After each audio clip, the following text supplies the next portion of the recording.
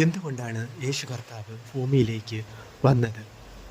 നാം വേദപുസ്തകം വായിക്കുമ്പോൾ നമുക്ക് ആദ്യം തന്നെ ആദാമിനെയും ഹവ്വയെയും കുറിച്ച് കാണുവാൻ സാധിക്കും. ആദാമിനോട് ദൈവം പറഞ്ഞു, നീ സന്താനപുഷ്ടിയുള്ളവനായി പെരുകണം എന്ന് ദൈവം പറഞ്ഞു. പക്ഷേ അതിന് ദൈവത്തിൻ്റെ ഒരു സമയം ഉണ്ടായിരുന്നു.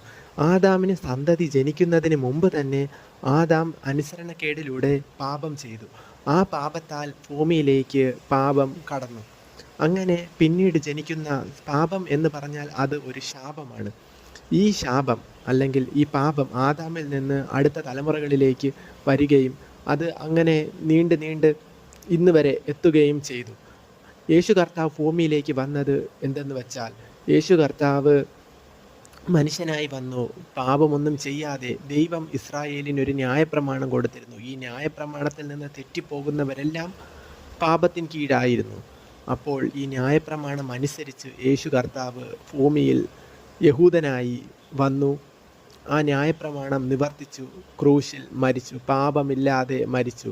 യേശു കർത്താവ് നമ്മളുടെ ഓരോരുത്തരുടെയും പാപങ്ങൾക്ക് വേണ്ടിയാണ് ക്രൂശിൽ മരിച്ചത്. യേശു കർത്താവിൻ്റെ രക്തത്താൽ നമുക്ക് പാപമോചനം ഉണ്ട്. നമുക്ക് പാപമോചനം ലഭിക്കണമെങ്കിൽ അത് യേശുവിലൂടെ മാത്രമേ നമുക്ക് പാപമോചനം ലഭിക്കത്തുള്ളൂ.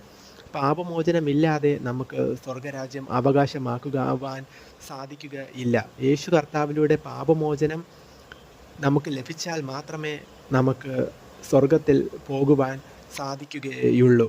ആമേൻ. ഒരു നിമിഷം നമുക്ക് പ്രാർത്ഥിക്കാം. സ്നേഹമുള്ള ദൈവമേ, യേശുപ്പ സ്തോത്രം. Hallelujah, hallelujah. യേശുപ്പ ഈ വചനം കേട്ട ഓരോരുത്തരിലും യേശുപ്പ വിശ്വാസം വ്യാപരിക്കണമേ കർത്താവേ. യേശുപ്പ യേശുപ്പ അങ്ങയിൽ വിശ്വസിക്കണമേ കർത്താവേ. യേശുപ്പ സ്തോത്രം. ഹല്ലേലൂയ. യേശുപ്പ സ്തോത്രം. Hallelujah, hallelujah. യേശുപ്പ സ്തോത്രം. ഹല്ലേലൂയ. യേശുവിൻ നാമത്തിൽ തന്നെ ആമേൻ.